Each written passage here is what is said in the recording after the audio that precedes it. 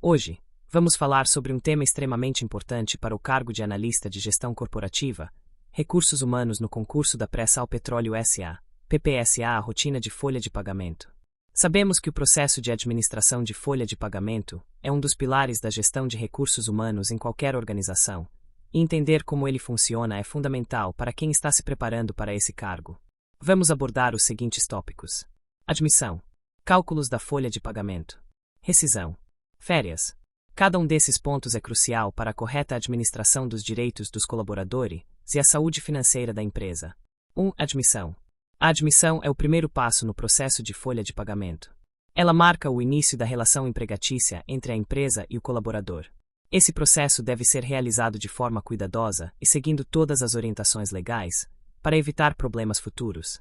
A admissão envolve uma série de documentos e formalidades que garantem que o colaborador esteja registrado corretamente e tenha todos os seus direitos assegurados. Aqui estão alguns passos importantes da admissão. Preenchimento da carteira de trabalho. CTPS. O colaborador deve ter a carteira de trabalho devidamente assinada, registrando a data de admissão e o cargo que ele ocupará. Cadastro no sistema de folha de pagamento. A empresa deve cadastrar os dados do colaborador no seu sistema de folha de pagamento, como nome, CPF, RG, data de nascimento, e-mail, endereço, entre outros. Exame médico admissional. Antes de iniciar suas atividades, o colaborador deve passar por um exame médico admissional, que visa garantir que ele está apto para o trabalho. Assinatura do contrato de trabalho. O colaborador assina o contrato de trabalho, onde são definidas as condições de sua jornada, salário, benefícios, entre outros detalhes. Entrega de documentos para benefícios. O colaborador deve entregar documentos como RG, CPF, comprovante de residência, cartão do banco, para depósito da remuneração, e outros documentos solicitados pela empresa. A admissão é um processo detalhado e que deve seguir à risca as normas trabalhistas, pois qualquer falha pode gerar problemas legais para a empresa. 2. Cálculos da folha de pagamento. A folha de pagamento é o documento que registra todos os pagamentos realizados pela empresa aos seus colaboradores, incluindo salários, benefícios e descontos. O cálculo correto da folha de pagamento é essencial para evitar erros e garantir que todos os direitos dos funcionários sejam respeitados. Aqui estão os principais componentes que devem ser considerados ao calcular a folha de pagamento. Salário base é o valor fixo acordado entre empresa e colaborador, antes dos descontos e benefícios. Horário extra. Se o colaborador fez horas extras, elas devem ser pagas de acordo com o percentual definido pela CLT, geralmente 50% a mais sobre a hora normal, e 100% em feriados. Descontos obrigatórios. Entre os principais descontos estão o INSS, Instituto Nacional do Seguro Social, que varia conforme o valor do salário do colaborador, e o Imposto de Renda, IR, se aplicável. Descontos adicionais.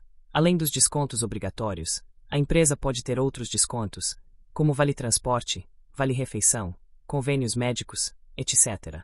Benefícios. Alguns benefícios também entram na conta da folha de pagamento, como vale-alimentação, vale-refeição, plano de saúde, entre outros, se forem fornecidos pela empresa. Férias. Vamos detalhar um pouco mais sobre as férias, mas aqui é importante lembrar que o pagamento das férias deve ser feito de forma correta, considerando o período de descanso do colaborador. O cálculo da folha de pagamento envolve somar todos os componentes que formam o salário bruto e depois aplicar os descontos obrigatórios e benefícios. 3. Rescisão. A rescisão de contrato ocorre quando o vínculo empregatício entre a empresa e o colaborador é encerrado, seja por demissão, pedido de demissão ou término de contrato. A rescisão deve ser tratada com muito cuidado, pois envolve o pagamento de verbas rescisórias e o cumprimento de obrigações legais. As verbas rescisórias são os valores devidos ao colaborador no momento da rescisão e podem incluir: aviso prévio. Se a demissão for sem justa causa, o colaborador tem direito ao aviso prévio, que pode ser trabalhado ou indenizado. Férias vencidas e proporcionais. Caso o colaborador tenha direito a férias não gozadas, elas devem ser pagas junto com o saldo de férias proporcionais, considerando o tempo de serviço. 13º salário proporcional. O colaborador também tem direito ao pagamento do 13º salário proporcional ao período trabalhado no ano. Multa do FGTS. A empresa deve pagar a multa de 40% sobre o saldo do FGTS do colaborador em caso de demissão sem justa causa. Demais direitos. Dependendo da situação, podem existir outros direitos a serem pagos ao colaborador, como comissões ou bonificações pendentes. A rescisão deve ser realizada com muito cuidado, pois os erros podem gerar prejuízos financeiros e até problemas jurídicos para a empresa. 4. Férias. As férias são um direito garantido pela CLT, que estabelece que todo trabalhador tem direito a 30 dias de descanso após completar 12 meses de trabalho na empresa. A remuneração de férias deve ser paga até 2 dias antes do início do período de descanso do colaborador. Quando o colaborador tira férias, a empresa deve calcular o valor a ser pago de acordo com as seguintes regras. Salário normal. O colaborador recebe o valor do seu salário normal, acrescido de 1/3 a mais sobre o valor das férias, conhecido como abono de férias. Férias proporcionais. Se o colaborador não completou o período de 12 meses, ele tem direito a férias proporcionais, com o cálculo sendo feito de acordo com o tempo trabalhado. Além disso, é importante que a empresa faça o controle das férias para evitar problemas, como férias vencidas que podem gerar juros e multas se não forem pagas corretamente. Conclusão. Agora que discutimos os principais pontos sobre a rotina de folha de pagamento, você pode ver que esse processo envolve várias etapas importantes, desde a admissão do colaborador até a rescisão do contrato. Cada um desses momentos exige atenção aos detalhes para garantir que todos os direitos trabalhistas sejam cumpridos corretamente. Para quem está se preparando para o cargo de analista de gestão corporativa, recursos humanos, entender todos esses processos é essencial. Além disso, saber lidar com a folha de pagamento de forma eficiente e dentro das normas da CLT é fundamental para a boa gestão de recursos humanos em qualquer organização. Continue se dedicando aos estudos. Se precisar de mais explicações, estamos aqui para ajudar. Astra Educa, sua preparação para o sucesso. Agora o nosso foco é em um dos temas mais importantes e que com certeza pode aparecer na sua prova para o cargo de analista de gestão corporativa, recursos humanos da Pré-Sal Petróleo S.A., PPSA Legislação Trabalhista e Previdenciária, com destaque especial para a reforma trabalhista, instituída pela Lei Federal nº 13.467, de 13 de julho de 2017.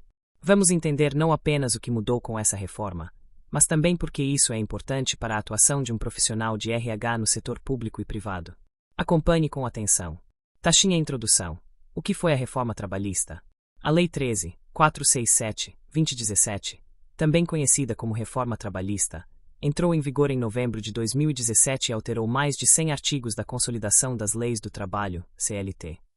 Seu principal objetivo foi modernizar as relações de trabalho, aumentar a segurança jurídica, estimular a formalização de empregos e flexibilizar a legislação, buscando equilibrar os interesses de empregadores e empregados. É fundamental lembrar que, como analista de RH, você precisará conhecer essas alterações para aplicá-las corretamente nas rotinas da área trabalhista da organização. Lupa inclinada para a esquerda. Principais pontos da reforma trabalhista. Vamos analisar os principais pontos que foram alterados ou incluídos pela reforma trabalhista. 1. Acordado sobre o legislado. Talvez uma das mudanças mais impactantes da reforma. A partir da nova legislação, acordos e convenções coletivas de trabalho passaram a ter prevalência sobre a CLT, mesmo quando os direitos forem diferentes do que está na lei, desde que não contrariem dispositivos constitucionais. O que pode ser negociado? Jornada de trabalho, desde que respeitado o limite constitucional. Intervalo intrajornada, pode ser reduzido para 30 minutos, mediante acordo. Plano de cargos e salários. Banco de horas, pode ser individual e por acordo escrito. Teletrabalho. Trabalho intermitente. Remuneração por produtividade. Participação nos lucros. O que não pode ser negociado? FGTS. Salário mínimo. Valor do 13º salário.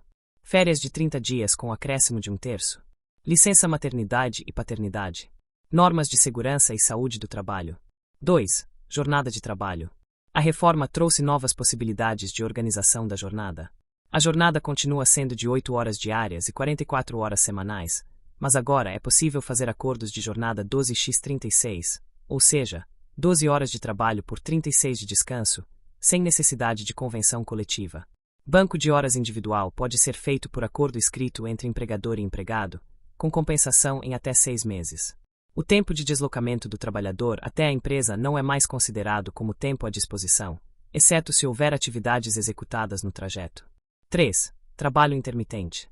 A reforma criou essa nova modalidade de contrato, em que o colaborador é convocado conforme a necessidade da empresa e remunerado pelas horas efetivamente trabalhadas, com os devidos direitos proporcionais. Exemplo: um garçom contratado por contrato intermitente pode ser convocado para eventos e receber apenas pelos dias trabalhados, com registro em carteira e recolhimento proporcional de FGTS e INSS. 4. Teletrabalho, home office. O teletrabalho passou a ter previsão legal clara. Nele, o controle de jornada não é obrigatório. As atividades são realizadas fora das dependências da empresa. Deve haver contrato especificando as atividades e a responsabilidade pelos equipamentos. O empregador pode solicitar retorno ao regime presencial com 30 dias de antecedência. 5. Férias parceladas. Antes da reforma, as férias só podiam ser divididas em 2 períodos em casos excepcionais. Agora, as férias podem ser divididas em até 3 períodos. Um dos períodos não pode ser inferior a 14 dias corridos. Os demais não podem ser inferiores a 5 dias corridos cada. Fica vedado o início das férias em 2 dias antes de feriado ou fim de semana. 6. Contribuição sindical. Antes obrigatória, a contribuição sindical passou a ser opcional. Ou seja, o desconto só pode ser feito com autorização prévia e expressa do trabalhador. Essa mudança impactou diretamente as receitas do sindicato e levou a uma reconfiguração nas negociações coletivas. 7. Rescisão contratual. A reforma introduziu a rescisão por acordo entre as partes, com as seguintes condições: pagamento de metade do aviso prévio e da multa do FGTS, 20%. Saque de até 80% do saldo do FGTS. Sem direito ao seguro-desemprego. Além disso, não é mais obrigatória a homologação da rescisão no sindicato para contratos com mais de 1 ano, desde que seja feita com assistência de um representante legal da empresa. 8.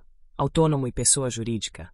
A reforma deixou claro que o trabalhador autônomo pode prestar serviços com ou sem exclusividade, de forma contínua ou eventual, sem que isso gere vínculo empregatício, desde que estejam presentes os requisitos do contrato autônomo. Isso favoreceu contratações por pessoa jurídica, PJ, especialmente em áreas técnicas e de consultoria. 9. Trabalho da gestante e lactante em ambientes insalubres. Inicialmente, a reforma permitia o trabalho de gestantes em locais insalubres de grau mínimo e médio, com autorização médica. Porém, o STF considerou essa parte inconstitucional.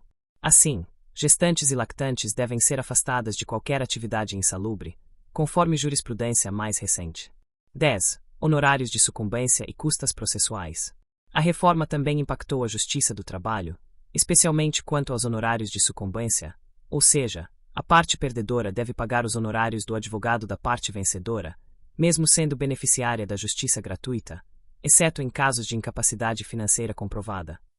Essa mudança foi pensada para reduzir o volume de ações judiciais trabalhistas, desestimulando processos infundados. Livros conclusão. A reforma trabalhista de 2017 representou uma das mais profundas transformações na CLT desde sua criação, em 1943. Para quem está se preparando para o concurso da PPSA, especialmente para o cargo de analista de RH, é essencial não apenas memorizar as mudanças, mas entender o seu impacto prático na rotina de trabalho da área de recursos humanos. Compreender os novos modelos de contratação, as novas regras de jornada, férias, rescisão, entre outros pontos, é o que vai te diferenciar na hora da prova e, futuramente, no exercício do cargo. Continue acompanhando aqui no canal Astra Educa Concursos para mais conteúdos que vão te levar à aprovação. E lembre-se, o conhecimento atualizado é a sua maior ferramenta. Vamos para o próximo bloco. Agora vamos falar de um conteúdo que cai direto no seu edital para o cargo de analista de gestão corporativa, recursos humanos da PPSA, os encargos sociais e o E-Social, que são fundamentais dentro da rotina de qualquer setor de RH. Asterisco com 8 raios, vamos começar pelos encargos sociais. Gente, os encargos sociais são basicamente obrigações legais que o empregador tem que pagar quando contrata um funcionário com carteira assinada.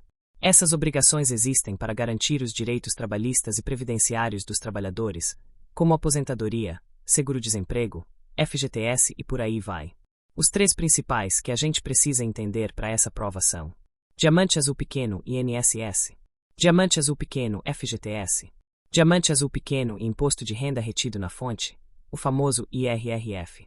Taxinha primeiro, INSS. O INSS, pessoal, é a contribuição previdenciária. Todo trabalhador registrado contribui com o valor mensal que vai para a Previdência Social, e esse valor é descontado direto do salário bruto. Agora, é importante saber que o INSS é progressivo, ou seja, ele vai aumentando conforme o salário da pessoa. Em 2024, por exemplo, a tabela ficou assim. Quem ganha até R$ 1.412 contribui com 7,5%. De R$ 1.412,01 até R$ 2.666,68, a alíquota vai para 9%. De R$ 2.666,69 até R$ 4.000,03, a taxa é de 12%. E acima de R$ 4.000,04 até R$ 7.786,02, a contribuição chega a 14%. Mas cuidado, isso não é aplicado de forma direta no salário todo, viu? A contribuição é feita por faixas, como acontece no IR. E o empregador também paga uma parte, normalmente 20% sobre o total da folha, além das contribuições para o chamado Sistema S, Salário, Educação e outros. Taxinha segundo, FGTS. O FGTS é um direito do trabalhador, e a obrigação aqui é exclusivamente do empregador. Todos os meses, a empresa tem que depositar 8% do salário bruto do funcionário em uma conta específica da Caixa Econômica Federal. Esse dinheiro vai se acumulando, e o trabalhador só pode sacar em algumas situações, como na demissão sem justa causa, compra da casa própria ou aposentadoria. No caso de contratos de aprendizagem, esse valor cai para 2%, ok? E atenção para a prova.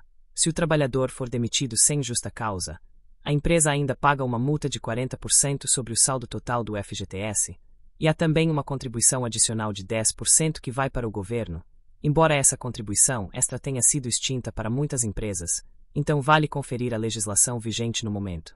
Taxinha terceiro, IRRF, Imposto de Renda Retido na Fonte. Esse aqui é bem conhecido. Todo mês, o empregador faz a retenção do imposto de renda direto na folha de pagamento do funcionário, conforme a faixa salarial dele.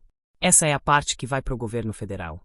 O cálculo é feito com base numa tabela progressiva, parecida com a do INSS. Em 2024, a tabela é mais ou menos assim. Até R$ 2.112, isento. De R$ 2.112,01 até R$ 2.826,65, 7,5%. De R$ 2.826,66 até R$ 3.751,05, 15%. De R$ 3.751,06 até R$ 4.664,68, 22,5%. Acima de R$ 4.664,68, 27,5%. Aqui também tem deduções, como o desconto de dependentes, R$ 189,59 por dependente, pensão alimentícia e contribuição ao INSS. Por isso, o cálculo final exige atenção, e pode cair na sua prova em forma de questão de cálculo prático, então é bom treinar bastante. Taxinha, agora vamos falar do E-Social. Pessoal, o E-Social é uma revolução na forma como o governo recebe informações das empresas sobre os trabalhadores. Ele foi criado pelo Decreto número 8.373 de 2014 e tem o objetivo de unificar o envio de dados trabalhistas, previdenciários e fiscais em um único sistema eletrônico. Antes do E-Social, a empresa tinha que enviar vários documentos separados, como CAGED, RAIS, GIP, GIRF. Um monte de sigla. Agora tudo isso é integrado dentro do E-Social. Marca de seleção branca, o que é enviado pelo E-Social. Tudo o que acontece com o trabalhador. Contratação. Admissão, férias, afastamento, demissão, folha de pagamento, encargos como INSS e FGTS. Ou seja, a rotina de RH inteira passa por esse sistema. Marca de seleção branca, como o E-Social se organiza. Ele é dividido em eventos, que são enviados com diferentes tipos de informações. Eventos iniciais, dados da empresa. Eventos de tabela, cargos, horários, rubricas. Eventos não periódicos, admissão, afastamentos, alterações contratuais. Eventos periódicos, folha de pagamento, encargos, recolhimentos. E o sistema emite alertas e penalidades caso alguma obrigação não seja cumprida corretamente. Isso significa que o E-Social exige precisão, atualização e controle constante, o que é papel direto do analista de RH. Dica para a prova. Fiquem atentos às finalidades do E-Social, às obrigações que ele substituiu, e também aos tipos de informações que são enviadas. É um conteúdo que pode cair tanto em forma de definição quanto em estudo de caso prático, perguntando, por exemplo, quais eventos devem ser enviados em determinada situação. Mulher, escola para fechar. Saber calcular os encargos e operar dentro da lógica do E-Social não é só exigência de prova, é exigência da função. Na prática, você vai lidar com esses dados todos os dias.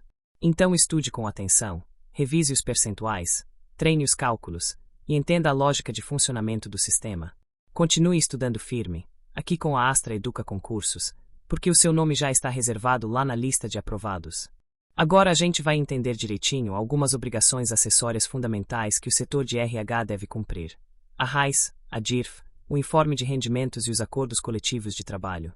Esses são temas muito cobrados em concursos e fazem parte da rotina real de um analista de RH. Então vamos com atenção. Página virada para cima. RAIS, Relação Anual de Informações Sociais. A RAIS é uma obrigação acessória criada lá em 1975, e o objetivo dela é muito simples: permitir que o governo recolha dados socioeconômicos dos trabalhadores formais. Quem precisa declarar a RAIS? Toda empresa que teve empregados com carteira assinada durante o ano base. Isso vale inclusive para empresas que ficaram inativas. Essas também precisam entregar a RAIS negativa. A RAIS serve, por exemplo, para gerar estatísticas sobre o mercado de trabalho, controlar o pagamento do PIS/PASEP, abono salarial, fiscalizar o cumprimento da legislação trabalhista. E atenção! A RAIS tradicional foi substituída gradativamente pelo E-Social para empresas do Grupo 1, 2 e 3. Mas em concursos, é comum que se cobre o conceito e a finalidade da RAIS, além da transição para o E-Social. Página virada para cima. DIRF, Declaração do Imposto de Renda retido na fonte. A DIRF é outra obrigação super importante. Ela é uma declaração entregue pela empresa à Receita Federal com todas as informações sobre Imposto de Renda retido na fonte, IRRF. Pagamentos feitos a pessoas físicas e jurídicas. Contribuições sociais retidas, como PIS, COFINS e CSLL. Então, se a empresa reteve imposto de algum trabalhador ou prestador de serviço durante o ano, ela é obrigada a informar isso na DIRF. Assim como a RAIS, a DIRF também está em processo de substituição pelo E-Social, mas ainda pode ser exigida em determinados contextos até a transição completa. Página virada para cima. Informe de rendimentos. Esse aqui é mais tranquilo. Todo ano, até o final de fevereiro, a empresa tem que entregar para os seus funcionários o chamado Informe de Rendimentos, que é um documento que resume o total de salários recebidos no ano anterior, os valores descontados de INSS e IRRF, outros rendimentos, como férias, PLR, indenizações, etc. Esse documento é fundamental para o trabalhador preencher a sua declaração de imposto de renda pessoa física. E ele também serve como comprovação de renda para diversos fins. Aperto de mãos. Acordos e convenções coletivas de trabalho. Esse tema é bem quente e frequentemente cobrado em provas. A gente está falando dos instrumentos de negociação coletiva, que envolvem sindicatos, empregadores e trabalhadores. Dedo indicador apontando para a direita. O Acordo Coletivo de Trabalho, ECT, é um acordo entre uma empresa específica e o sindicato da categoria dos seus trabalhadores. Dedo indicador apontando para a direita. Já a Convenção Coletiva de Trabalho, CCT, é feita entre o Sindicato dos Trabalhadores e o Sindicato dos Empregadores, ou seja, vale para um conjunto de empresas. Esses acordos podem tratar de vários temas: piso salarial, vale alimentação, plano de saúde, jornada de trabalho, banco de horas. E aqui entra uma das mudanças trazidas pela reforma trabalhista de 2017, o princípio do negociado sobre o legislado. Isso significa que o que for negociado entre empresa e sindicato pode ter prevalência sobre a CLT, desde que respeite os direitos constitucionais. Mas cuidado, nem tudo pode ser negociado. Direitos como FGTS, 13º salário, seguro-desemprego, licença maternidade e aviso prévio são garantias constitucionais e não podem ser reduzidos, mesmo por acordo. Dica final. Na hora da prova, fique atento às palavras-chave. Quem declara a RAIS? Qual o objetivo da DIRF? A quem se entrega o informe de rendimentos? O que pode e o que não pode ser negociado em acordos coletivos?